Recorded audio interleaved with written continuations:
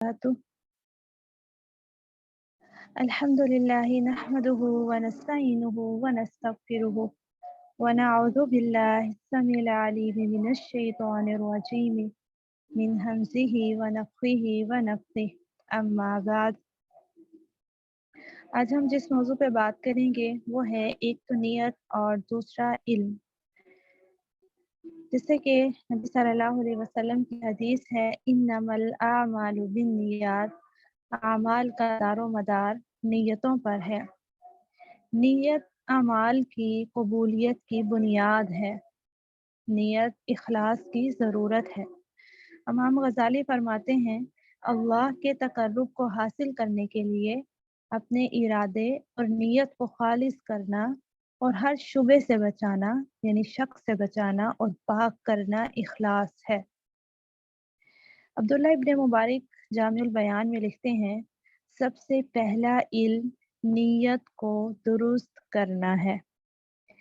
یحییٰ اپنی کتاب میں لکھتے ہیں نیت کو خالص کرنا سیکھو، نیت کو خالص کرنا سب سے بڑا عمل ہے۔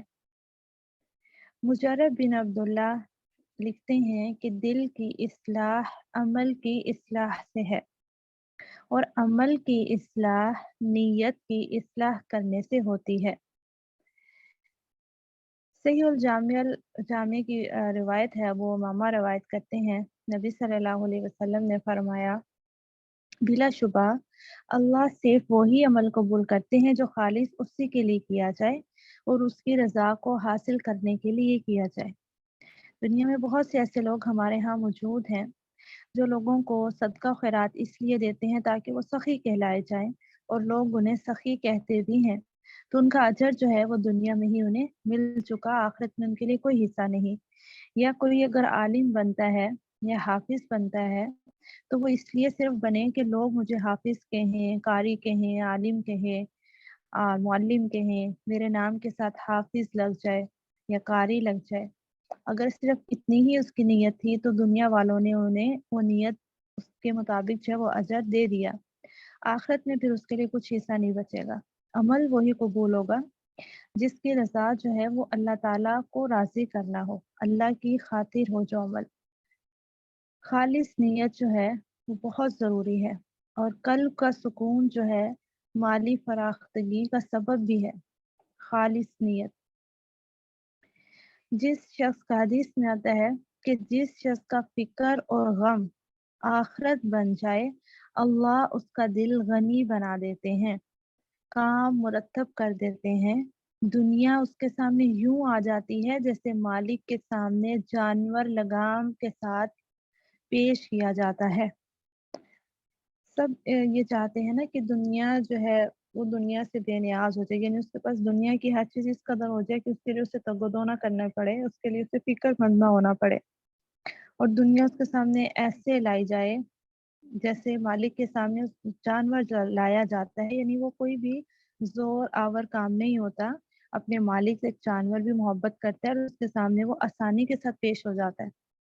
تو اس کی مثال دی گئی کہ جس کی فکر اور غم جو ہے وہ آخرت بن جائے، وہ اپنی آخرت کو سنوارنے میں لگ جائے، اپنے رب کو راضی کرنے میں لگ جائے، اللہ اس کی دنیا میں اتنی آسانی کر دیتے ہیں، اس کی دنیا کی ضرورتیں، اس کی دنیا کے مال، ہر چیز اس کے سامنے اللہ تعالیٰ آسانی کے ساتھ لے آتے ہیں۔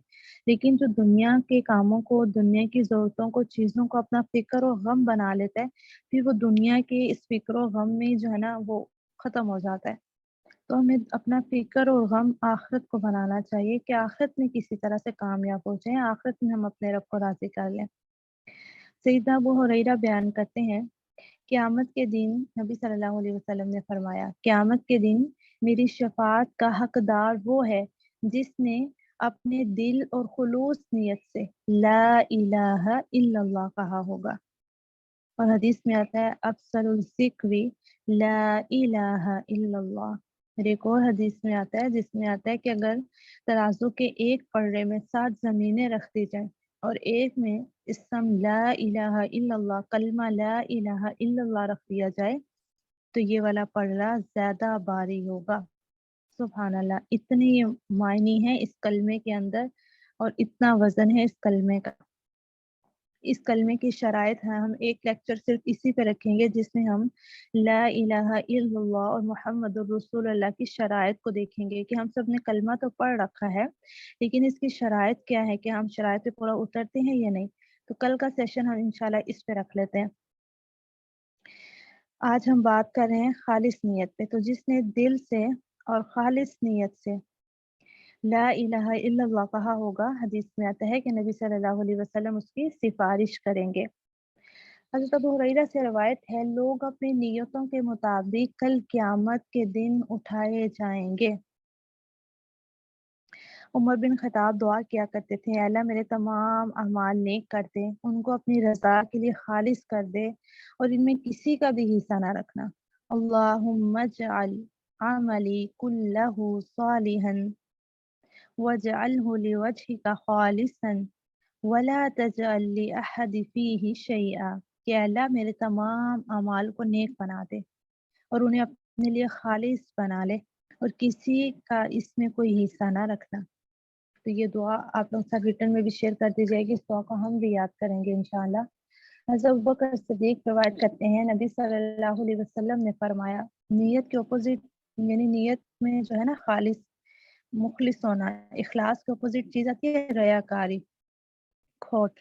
تو ریاکاری کے حوالے سے حدیث میں آتا ہے کہ ریاکاری تمہارے اندر چیونٹی کے رینگنے سے بھی آہستگی سے تمہارے اندر حرکت کرتی ہے.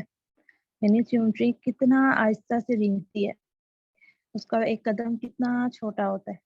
تو کہا کہ چیونٹی جتنی آہستگی سے رینگتی ہے اس سے بھی آہستہ ریاکاری انسان کے اندر حرکت کرتی ہے. تو اس قدر ریاکاری سے بچنا ضروری ہے اور اپنے اعمال کو، اپنی نیتوں کو بار بار درست کرنا ضروری ہے. علماء لکھتے ہیں کہ نیت ہر عمل کرنے سے پہلے کا بھی عمل ہے اور ہر عمل کرنے کے بعد بھی نیت کرنا ضروری ہے. اور دعا سکھائی گئی، اللہم انی اعوذ بک ان اشرک بک شیئا وانا اعلم واستغفرک لما لا اعلم. کہ اللہ میں تیری پناہ میں آتا ہوں اس سے کہ کسی چیز کو تیرا شریک بنا دوں، اور اس سے میں توبہ کرتا ہوں تجھ سے اس عمل سے جسے میں جانتا ہوں اور جس سے میں نہیں جانتا. سورہ مجادلہ کی آیت ہے، اے اللہ اہل ایمان کو بلندی عطا کرتا ہے اور علم والوں کے درجے مزید بلند ہوتے ہیں. جو کچھ تم کرتے ہو اللہ اس کو جاننے والا ہے. اللہ تعالیٰ کے علم کو جب ہم محسوس کریں تو اس وقت بھی ہمارے اندر جو ہے وہ اخلاص بھی آتا ہے، تقویٰ بھی آتا ہے کہ میں جو بھی عمل کر رہا ہوں یا کر رہی ہوں میرا اللہ مجھے دیکھ رہا ہے، وہ جانتا ہے کس نیت سے میں کر رہی ہوں. تو ساتھ ہی ہمیں اپنی نیت اس وقت درست کرنے کا موقع مل جاتا ہے کہ ہم خالص اللہ تعالیٰ کے لیے کریں. امام راغب المفردات میں لکھتے ہیں، علم کسی چیز کی حقیقت کے ادراک کو کہتے ہیں. سب سے افضل علم اللہ کی معرفت کا علم ہے کہ ہم اپنے پیدا کرنے والے کے بارے میں جان لیں. اللہ کون ہے، اللہ کی ذات کیا ہے، اللہ کی صفات کیا ہیں، وہ ہمارا پیدا کرنے والا کیسا ہے، اس نے اپنا تعارف کیسے کروایا، یہ سب چیزیں جان لینا سب سے افضل علم ہے. اور پھر یہ کہ اللہ کے دین کا علم حاصل کرنا، اللہ کی کتاب کا علم حاصل کرنا. سورہ نساء کی آیت نمبر 113 میں آتا ہے، اللہ نے آپ پر کتاب اور حکمت کو نازل کیا اور وہ کچھ سکھایا جو آپ نہیں جانتے تھے، یہ اللہ کا بہت بڑا فضل ہے. تو کیا ہے کہ اللہ تعالیٰ کی کتاب کا علم حاصل کرنا، احادیث کا علم حاصل کرنا، حکمت سے مراد حدیث ہے، سنت ہے، اس کے بارے میں جاننا افضل علم ہے اور یہ اللہ کے فضل کا سبب ہے. ہم چاہتے ہیں کہ اللہ تعالیٰ کا ہم پر فضل ہو تو پھر ہمیں اللہ کی کتاب کو تھامنا ہوگا. سیدنا ابو ہریرہ سے روایت ہے، آپ صلی اللہ علیہ وسلم نے فرمایا، جب بندہ فوت ہو جاتا ہے تو اس کے تمام اعمال منقطع ہو جاتے ہیں سوائے 3 اعمال کے. نمبر 1 ہے صدقہ جاریہ، ایسا عمل جو صدقہ جاریہ کے طور پہ وہ کر گیا، مرنے کے بعد بھی اس کا اجر ملتا رہتا ہے.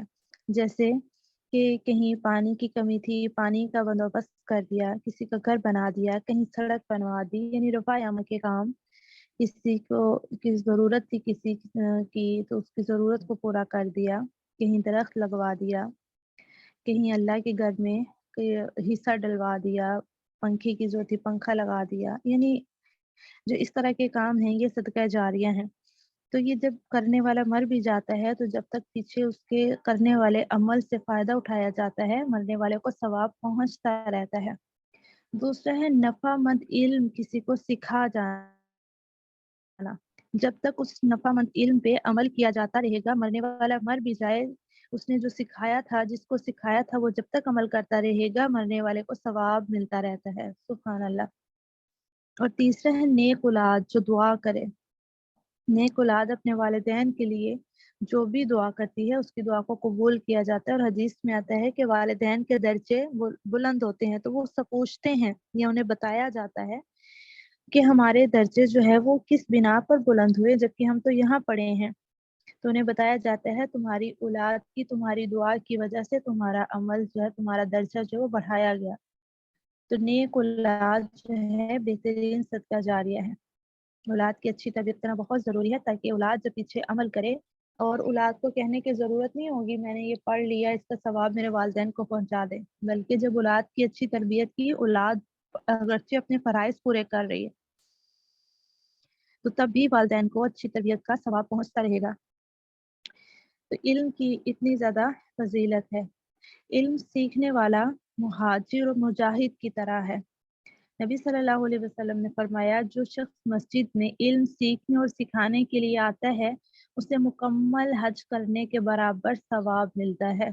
सुभान अल्लाह, इतनी फजीलत है इल्म को हासिल करने की। कौन सा इल्म? कुरान और हदीस का इल्म।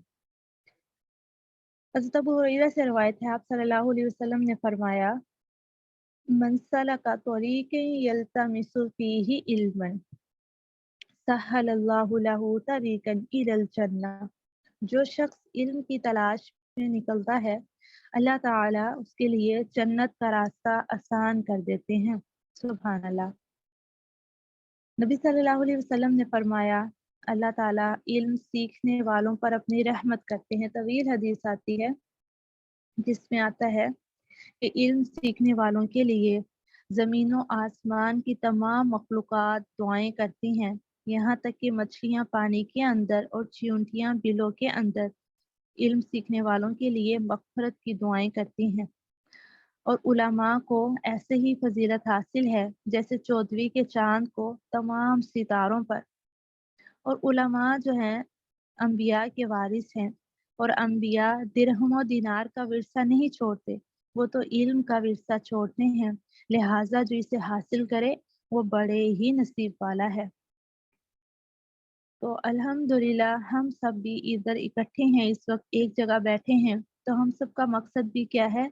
अम्बिया के वरासत में से कुछ चुन लें, इल्म का विरसा हासिल कर लें, इकट्ठा कर लें। तो हर इंसान अपनी कोशिश के मुताबिक जो है वो हिस्सा इकट्ठा कर रहा है। अल्हम्दुलिल्लाह।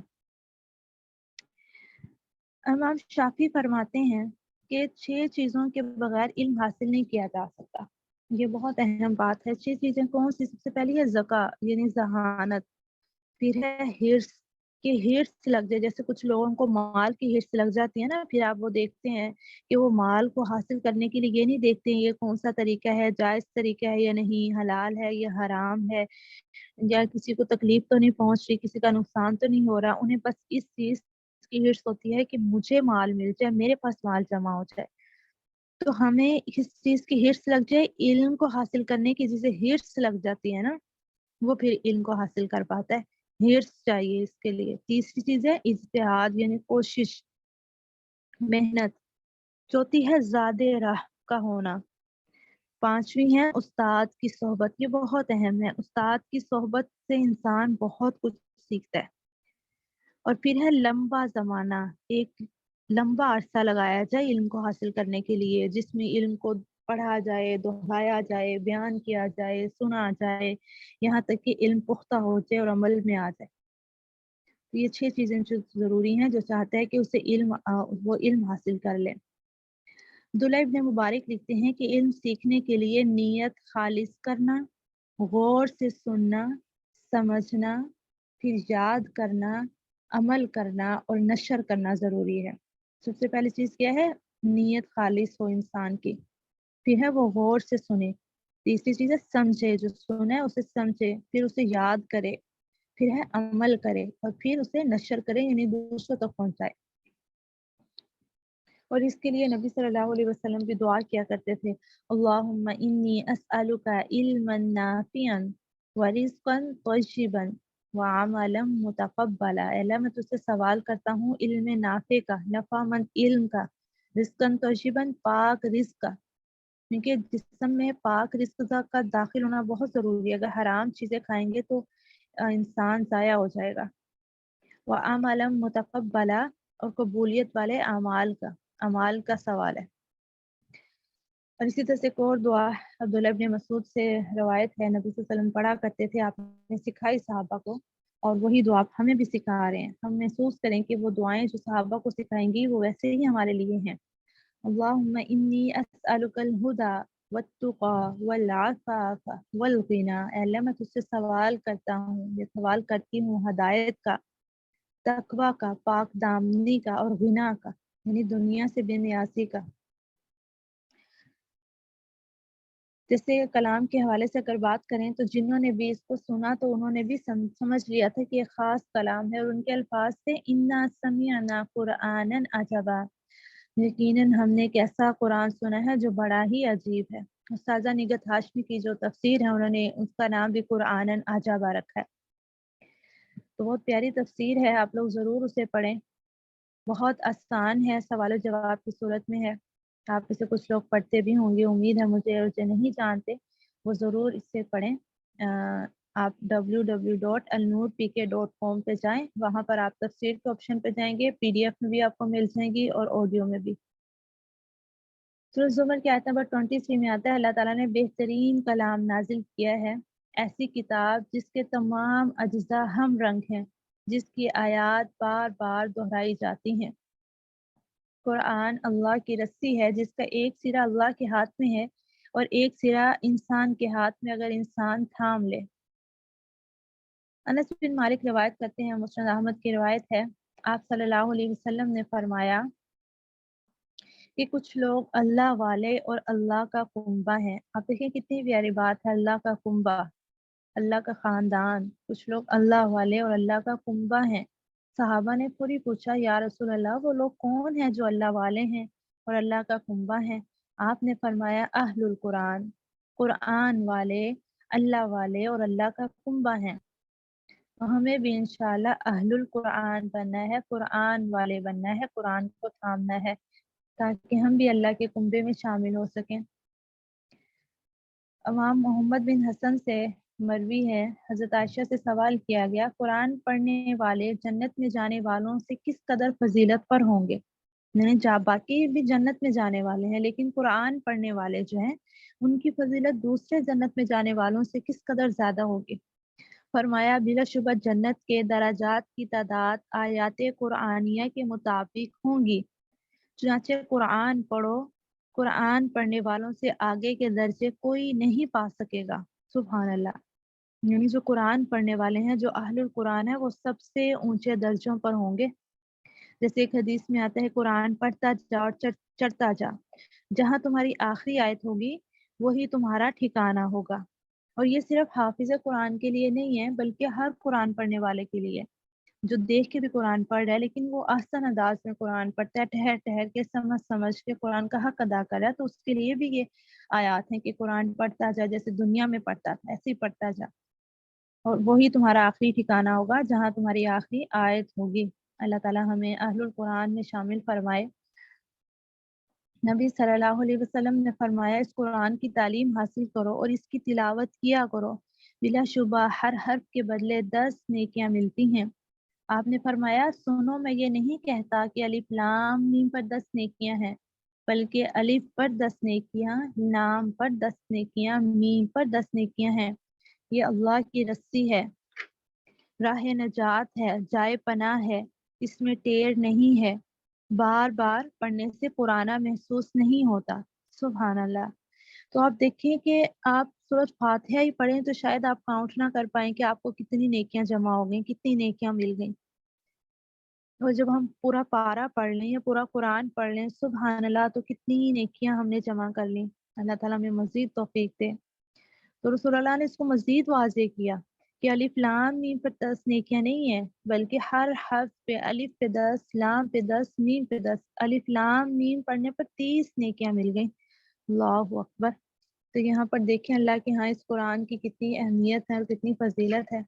और अल्लाह ने हमें इस कुरान को हमें अता किया ये कुरान, तो हमें इसकी कदर करनी है इंशाअल्लाह।